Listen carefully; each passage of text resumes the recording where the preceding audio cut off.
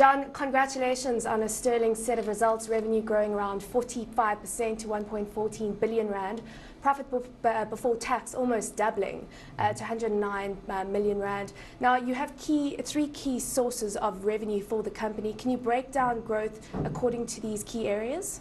Yes, thanks, Sam. Yes, we have three areas. The first is services, our biggest area, which accounts for about 57% of our total revenue. That we saw growth of about 60% during the past year. We then have the software side, which accounts for about 23% of our revenue. That grew by about 30%. And then we've got the infrastructure side, which accounts for about 20%, and that also grew by about 20%.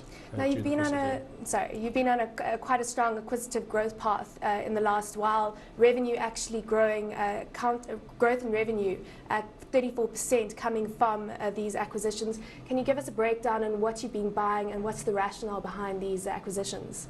Okay, we have various different growth strategies. One of them is through acquisitions, but our primary growth is obviously organic growth. Acquisitions really is strategic, either to bulk up an existing service that we have or new complementary services.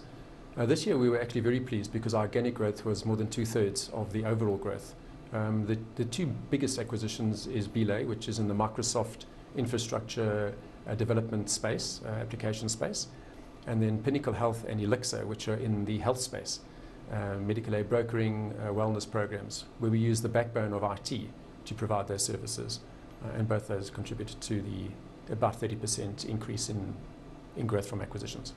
Cash on hand, 230 million rand. What do you intend to do with this cash in the coming year? We always like to have cash on hand. It does give us various flexibilities in terms of acquisitions. So we'll continue to maintain that growth in terms of the acquisition. So we have no intention of spending that money other than through acquisitions and normal working capital. Do you have your eyes set on any more companies in 2011? Yes, we do. I think overall we're looking at focusing in three major areas. Managed services, BPO, which is business process outsourcing, and then also in terms of cloud computing. So we'll be looking in those three spaces for potential acquisitions. Any companies that you have your eye on or you're in negotiations with at the moment? Yes, we are, but I'm not at liberty to disclose who those companies are.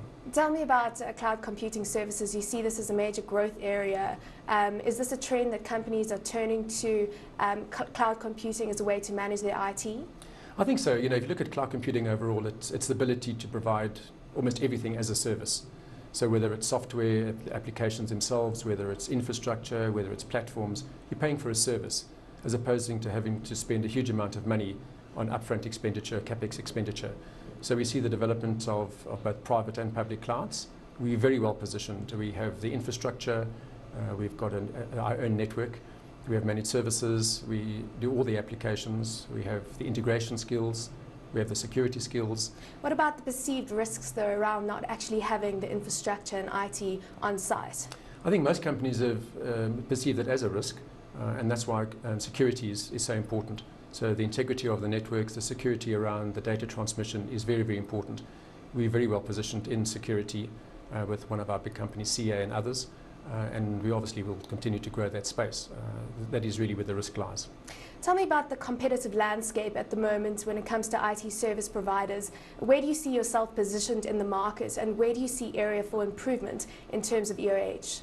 I think overall the competitors, we don't focus on competitors, obviously we focus on our own business, but we're very aware of what's happening in the space. Is it highly competitive? It is highly competitive. We do see the telcos moving into the IT space in terms of the services they provide around their own networks. So we obviously are in that space as well now. Overall the IT industry is fairly healthy. If you look at the opportunities, we have seen some further spend in IT, not huge. But we are seeing the outsourcing of IT services from companies to other service providers. So whilst the competitive landscape is very keen, we see there's enough scope for all the IT companies to improve. What opportunities rather does Africa present to EOH? Well, I think as a result of the increase in connectivity, in terms of the various cables on both sides of the continent, the ability to operate in Africa is much greater.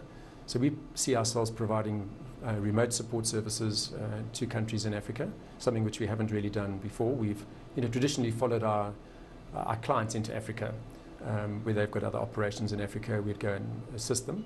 But we have been doing quite a bit of work in terms of infrastructure development through one of our companies that we've acquired into Africa, especially in the petroleum space, chemical and petroleum space.